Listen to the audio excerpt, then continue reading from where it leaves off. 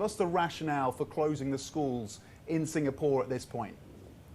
Good morning. The closing starts tomorrow, but learning is not going to stop. We're going to move to 100% home-based learning.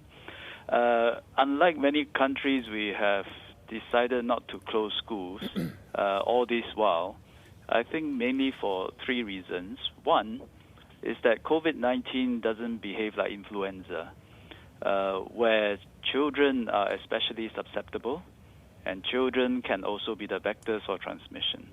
But I think the evidence coming from many countries, including from ourselves, is that COVID-19 behaves quite differently. Students can get, or young people can get infected, but they don't seem to be as affected as adults. So, and also there has been no evidence that they can become vectors for transmission.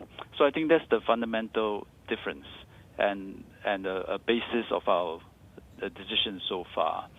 So if you look at the number of transmissions now in students, we have about 65 students as of today infected. Great majority got it because they traveled, and so they got it overseas. Another handful got it from adult family members in their households. A few got it from social gatherings they have outside. The number of students that are infected in schools or in campuses has been zero so far. So I think that is the fundamental basis of our decision so far. And therefore, COVID-19, the way it behaves, gives us an option not to close school all this while. And by taking precaution, we kept schools open. And that way, we didn't disrupt the lives of Singaporean families too much. They can still go about doing their work. And especially two groups that we are very careful about. One are our healthcare workers. With their children in school, they can still be at the front line, focusing on their work, battling the virus. Second is actually the vulnerable groups.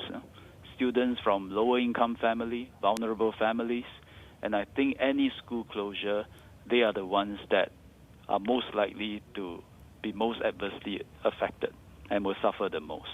And so for this reason that we have never closed schools, but as of today, we are moving into the circuit breaker mode, where we are really trying to crash down the transmission rate of the virus. And so work is stopping. Most people will go on telecommuting. Malls, retail shops are closed. No more dining in, sitting in, only takeaway. And as part of this national effort, we are also closing schools and moving to home-based learning. But schools are safe, but I think we need to Minister, the circuit breaker that you talk about, and of course the closure of schools being part of that, are you able to give us an assessment as to the economic impact, the impact on GDP, the impact on productivity from that move, which you say is necessary now? There's not even productivity to start to talk about. Activity stop. So the impact on GDP will be tremendous this month, which is why we have the Finance Minister and Deputy Prime Minister has come up with 3 packages, fiscal packages. He just announced a third package yesterday, the Solidarity Package. Essentially, I think this is fiscal measures to just help companies survive, ensure they have cash flow, help individuals be able to pull through this period. But I think we hope it's temporary, but during this period, the impact on the economy is tremendous. Minister Ong, it's Yvonne in Hong Kong. Thank you so much for joining us. At what stage will schools reopen? Given that the number of cases is still relatively low if you compare to the rest of the world, is that going to be the government's first priority as opposed to opening up workplaces? Well, if you look at the pattern of infections in Singapore, there was a period of, before we closed our borders, there was a period where many Singaporeans returned to Singapore. And in fact, we advised them to return because there were outbreaks everywhere. This happens around the first and second week of March, before we put no landing and then stay-home order for everyone that arrives. And I think that wave of returning Singaporeans in turn gives rise to local transmissions, and therefore we see 2 weeks, slightly more than 2 weeks from that episode, that bump of returning Singaporeans, we see higher local transmissions.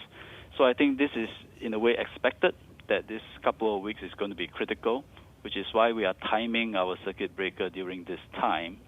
And if we do it right, if everyone cooperate, we should be able to crash the transmission rate. And I really hope, we can't say for sure, I really hope we do this successfully, and by the 4th of May, we can reopen some business outlets, we can reopen schools, and life get back to a certain normalcy again. Okay, 4th of May. Looking ahead to that. Okay. 4th of May. Do you think Singapore should have closed schools earlier? 4th of May, excuse me, 4th of May. Do you think Singapore should have closed schools earlier, like we saw here in Hong Kong, as well as Taiwan and other countries? Would it have made a difference, Minister? I don't think so. I think it was the correct decision not to close schools. Taiwan, in fact, kept their schools open and has been very successful in controlling the virus. Australia, too, they kept schools open. They, of course, I heard the Prime Minister, Scott Morrison, mentioning that this is actually with reference to the Singapore's policy. And I think Australia, too, they have been controlling the virus quite successfully while schools remain open. So in our case, I think, looking at our infection numbers, as I mentioned earlier, there have been some infections of students, but mostly due to travel, household, but not schools as a transmission mechanism. So it was correct to keep schools open, but as of now, I think if we want to do a circuit breaker properly, we should close schools and suspend schools as well. Minister, longer term, looking at higher education in Singapore, where you have a number of universities that are reliant to some extent on foreign students, and I'm thinking, for example, of the National University of Singapore, do they have to start to change things up? Do they have to start to prepare for a future where there will be fewer foreign students and less cash flow then from those foreign students? Yeah, there will be some impact. Fortunately, we are not too dependent on foreign students for cash flow. Foreign students is about 10% of our enrollment. So I do expect with COVID-19 the number will fall, but I'm also quietly hopeful that second half of the year, maybe travel restrictions will ease, some of these students may come back. And I also think there will be an impact where fewer Singapore students want to study overseas.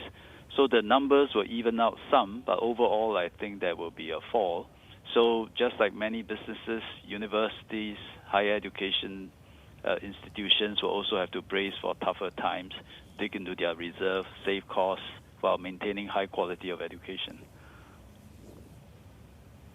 Minister Ong, we're of course still looking ahead to that election in Singapore, which still seems to remain on track. How does the government justify still having an election when businesses and schools are closed? And what do you say to the critics out there that say that this is just an unwanted distraction during a global crisis? Well, life still goes on. We still go about our daily lives, and democracy still has to go on. Constitutionally, we have to have an election by April 2021 next year, and there's a good chance that we may well have to have an election while COVID-19 is still going on. And so I think if we can get the virus in control, I think we can still have election campaign plus voting in a safe way. And after all, in the U.S., the primaries are still going on. So I think we just have to accept that COVID-19 will be with us for, I think, quite some months. And we just have to ensure that life can go on and democracy can go on.